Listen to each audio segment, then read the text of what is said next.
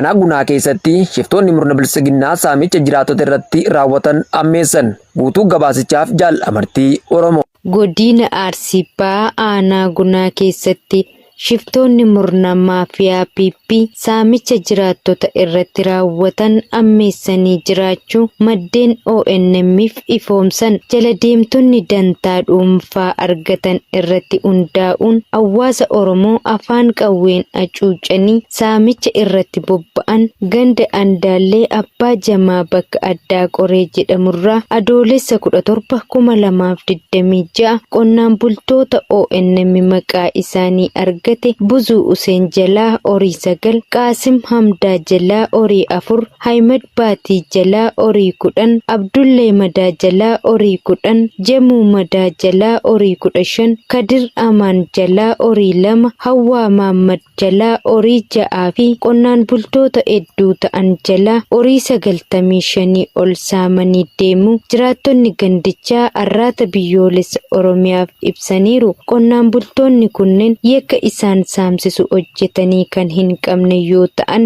shiftoonni waan garaa isaanii guuttatanii bulaniif maqaa hawaasni keessaa hin qabne deeggartoota waraana bilisummaa Oromooti jedhanii itti maxxansuun saamuun barameera. Namoonni horii isaanii jala deeman hedduun isaanii hidhamanii iraarfamaa jiraachuu kan himan maddeen odeeffannoo ONM. Ganda kana malees aanicha guutummaa keessatti lukkeeleen sirnichaa saamicha, hidhaa, reebichaa fi ajjechaan sarbama mirga namoomaa irratti raawwatan ammeessuun itti dabaluun ibsameera.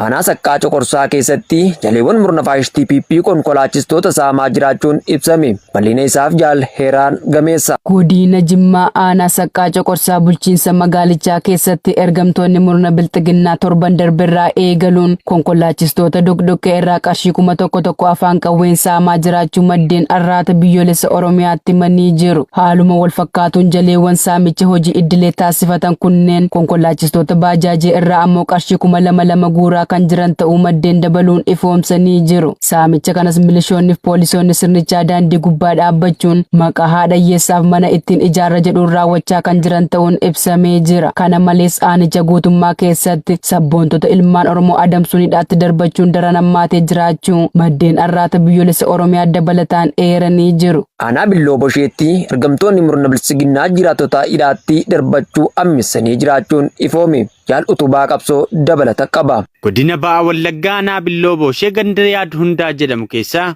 ergamtoonni murna bilxiginnaa jiraattota hidhaatti darbachuu ammeessanii jiraachuu maddeen ONM ifoomsan. Loltoonni maafiyaa bilxiginnaa gandicha keessatti darara ulfaataa hawaasa irratti raawwatan jabeessanii kan jiran ta'uun adoolessa 18 bara 2026 qonnaan bultoota maqaan isaanii obbo Shifarraa Raggaasaa, Taamamuu Naasiroo, obbo Baacaa Gammachuu jedhamanii fi namoota biroo baay'inaan 6 ta'an ukkaamsuun hidhaatti darbachuu maddeen arraata biyyoolessa Oromiyaatti himan.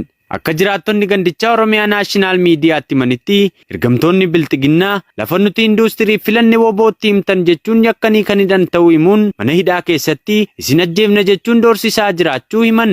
Haaluma wal fakkaatuun aanicha cufa keessatti ergamtoonni bilxiginnaa tarkaanfii woboon loltoota faashistii bilxiginnaa irratti fudhataa jiruun raafama hamaa keessa galuun waraanni bilisummaa Oromoo akka nutti hin seenne waardiyyaa ba'a jechuun hawaasa iraarsaa jiraachuun illee dabaluun ifoomeera. Ijaarsi daandii asfaaltii Gudarii hanga Shanan Sayyoo geessu waggoota 5 dura jalqabamee hin xumuramin hafuun jiraattonni rakkoo hamaaf saaxilaman. Gabaasa qindaa'eef Jaalfaajjii Bilisummaa. Godina Lixa Shaggar keessatti ijaarsi daandii asfaaltii Gudarii hanga Dirree Hincinnii fi Hincinnii hanga Shanan Sayyoo waggaa 5 dura jalqabee ture hanga ammaatti hin xumuramin jiraachuu maddeen arraata biyyoolessa Oromiyaatti himaniiru. Olola malee qabatamaan hojiin isaanii kan hin mul'anne ergamtoonni murna bilxiginnaa daandii asfaaltii akka lakkoofsa Bashaatti gurraandhala 13/2013 hojii isaa eegalchiisan hanga guyyaa irratti hin xumuramin hafuun jiraattota rakkoo hamaaf saaxiluun himameera. Wayita jiraattonni rakkoo isaanii qaama dhimmi isaa ilaallatutti iyyatanis kaabinoonni bilxiginnaa garuu deebii gahaa dhorkachuun gara siyaasaatti jijjiiranii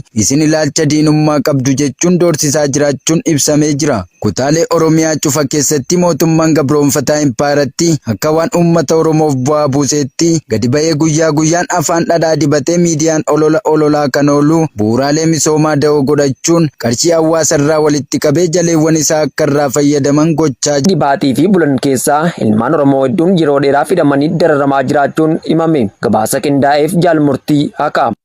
Godina Matakkal Aanaa Dibaat gandoota akka Giiphoo, Caancoo fi kanneen biroo keessaa namoonni hedduun badii tokko malee baatiiwwan ja'a oliif hidhamanii rarfamaa jiraachuu maddeen irraata biyyoolessa Oromiyaatti himanii jiru. Namoota hidhamanii jiran keessaa muraasni maqaan isaanii nu ga'e obbo Kappaalee Baqqalaa, obbo Shaambaal Garbaa fi obbo Kappaalee Waaqwayyaa kanneen jedhaman ta'uun barameera. Haaluma wal fakkaatuun godinichuma aanaa bulan ganda Bakujii keessaa immoo namoonni maqaan isaanii obbo Tasfaayee Siyyum jedhamu baatiiwwan 8 oliif gaaffii seeraa tokko malee hidhamee hiraarfamaa jiraachuun maddeen dabaluun dheeranii jiru. Akka maddeen himanitti namoonni kunneen qonnaan bultoota siyaasa kam keessa hin jirre yoo ta'an sababa sobaa hidhata waraana bilisummaa Oromoo qabdu jedhamuun qe'ee fi maatii isaanii irraa wayita qonnaa qotanii dinagdee maatii fooyyessan hidhamanii jiraachuun ibsameera. Godina Gujii Ba'aa aanaa Uraagaatti kaabinoonni bilisiginnaa baajata barsiisotaaf ramadame nyaachuun sadarkaa guddina barsiisotaa hambisan. Guutuu gabaasichaaf Jaal Irbuu Godina Gujii Ba'aa aanaa Uraagaatti kaabinoonni bilisiginnaa baajata barsiisotaaf ramadame nyaachuun sadarkaa guddinaa barsiisotaa hambisu barsiisonni ONM dubbise ifoomsan. Barsiisota aanaalee godinichaa hedduuf sadarkaan guddinaa hojjetamee fi kan jiru yoo ta'u aanicha keessatti garuu baajata barsiisotaaf ramadame waliif qoodanii nyaachuu fi gara waraanaatti naannessuun kaffaltii sadarkaa guddinaa dhowwatanii hiraarsaa jiraachuu ONM barsiisota aanichaa irraa odeeffatee jira. Barsiisonni ONM'f yaada isaanii kennan gochi kaabinoota aanaa Uraagaa kun qulqullina barnoota aanichaa gara fuula duraa irratti balaa guddaa uuma. Barsiisaan kaffaltii yoo argate malee danda'ee barsiisuu hin jiru. Barsiisonni daree barnootaa keessatti xiyyeeffannoon waan hin barsiisneef qabxii barattootaa gadi buusaa jedhaniiru. Kana malees nuyi waggoota dheeraaf dadhabnee ulaagaa jiru hunda guunnee osoo jirru kaabinoonni aanaa kana baajata nuuf ramadame nyaatanii sadarkaa guddinaa nu dhoowwatan kun mirga keenya sarbuu qofa osoo hin taane ijoollee saba keenyaa barsiisuuf haamilee nu dhabsiiseera jechuun dabaluun miira gaddaan guutameen ibsanii jiru. Barsiisonni dandeettii fi muuxannoo yeroo dheeraa qaban qaama dhimmi ilaallatu hundatti iyyatanii furmaata dhabuun hojii barsiisummaa gadi dhiisanii gara mana barumsaa nama dhuunfaatti qacaramaa jiraachuu hordofee uummataa fi maatiin barattootaa gocha kaabinoota bilisiginnaa kanaan kan gaddan ta'uun baramee jira. Aanaa Gola Odaatti shiftoonni PP saamicha hawaasa irratti raawwatan ammeessuun himame. Jaal Heeraan Gameessaa dabalata qabdi. Godina Ba'aa Harargee aanaa Gola Odaatti shiftoonni PP kaartaa manaa baafadhaa jechuun saamicha hawaasa irratti raawwataa jiraachuu jiraattonni arraata biyyoolessa Oromiyaatti himan. Magaalaa Burqaa Tirtiraa keessaa jaleewwan kufaatii dinagdee impaayaratti mudate bayyanachiisuuf dhama'an kaartaa manaa baafadhaa jechuun nama tokko irraa hanga qarshii 50,000tti fuudhaa jiraachuun ibsameera. Kana malees shiftoonni PP'n qindeessee hawaasa harkaa gara afaanii jiraachuuf illee rakkatu akka saamaniif bobbaase kunneen ganda Sattawwaa jedhamu irraa bishaan haroo isiniif baafna jechuun hawaasa hundarraa qarshii 20,000 guuraa kan jiran ta'uun dabalataan ifoomeera. Namoota kaffaluuf humna dhaban immoo hidhaatti darbachuu qabeenya isaan qaban saamuu fi reebicha qaama laalessu irratti raawwachuun maallaqa humnaan fuudhaa kan jiran yoo ta'u hawaasni naannichaa garee PP liqii IMF galchuuf uummata irratti maddoota galiin itti walitti qabamuu danda'a jedhamu hunda diriirseen dararaa argaa jiraachuu himatu.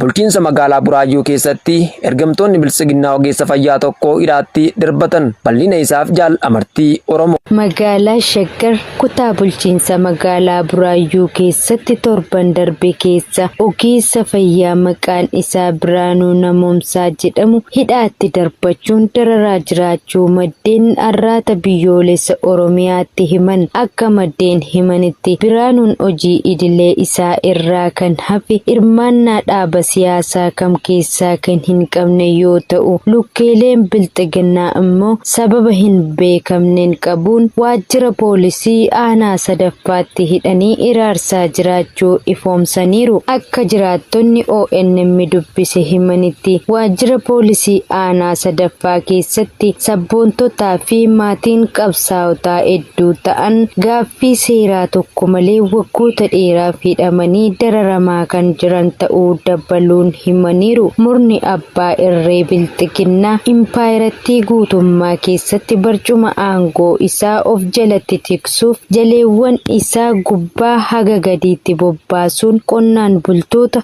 dargaggoota, barsiisotaa fi hojjetoota fayyaatti maqaa sobaa maxxansuu yakkee dhiittaa mirga namoomaa ulfaataa irratti raawwachaa jiraachuun ni beekama. IRGC'n xiyyaarota Ameerikaa Joordaan keessa jiru irratti haleellaa raawwachuu himuun qaxxaamurri galaanaa Hormuuz ammallee nageenya kan hin qabne ta'uu akeekkachiise. Gabaasni guutuun akka itti aanutti isiniif dhiyaata.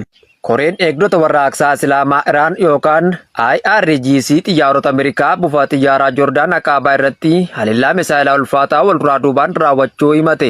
IRGC'n xiyyaarota geejjiba Ameerikaa C-17 fi xiyyaarota P-8 Joordaan buufata xiyyaaraa Aqaabaatti misaayila baalastikii furguggisuu kan himu yoo ta'u, hedduun isaanii miidhaa guddaa akka irra ga'e hima. Ibsa saba himaan Rippaabilika Islaamaa Iraan IRGC'n xiyyaaronni humnoota Ameerikaa buufata xiyyaaraa Muwaafaaq Saaltii Al-Azraaq keessa jiraatan 20 barbadaa'uu isaaniis ibseera. Dirooniin MQ-9 jedhamu kan Iraaniyaa bulchiinsa Kermaanshaa keessatti argamu Islaamaabad Eegaarbi irratti qabame akka kufee gabaafameera jedha tajaajilli oduu Meher akka jedhanitti dirooniin kun sirna ittisa qilleensaa sadarkaa olaanaa humna qilleensaa IRGC'n hojjetamuu fi niitiyoorkii ittisa qilleensaa Iraan walitti hidhamee waliin kan wal qabate ta'uu ibsaniiru. Kan kanaan osoo jiru pirezidaantiin Ameerikaa Doonaald Tiraamp ammoo haleellaan waraanaa yeroo dhiyootti Iraan irratti raawwatame kabaja miseensota tajaajila Ameerikaa guyyoota darban keessa ajjeefamaniif raawwatamaa ture jedhan. Halkan kaleessaa ammas baay'ee isaan rukunnee jirra. Kanas kan goonee kabajaa tarii sabboonta gurguddoo 3 ta'uu hin oolu jechuun Tiraamp xumura waancaa addunyaa hordofee gara Waashingiteenitti yeroo deebi'an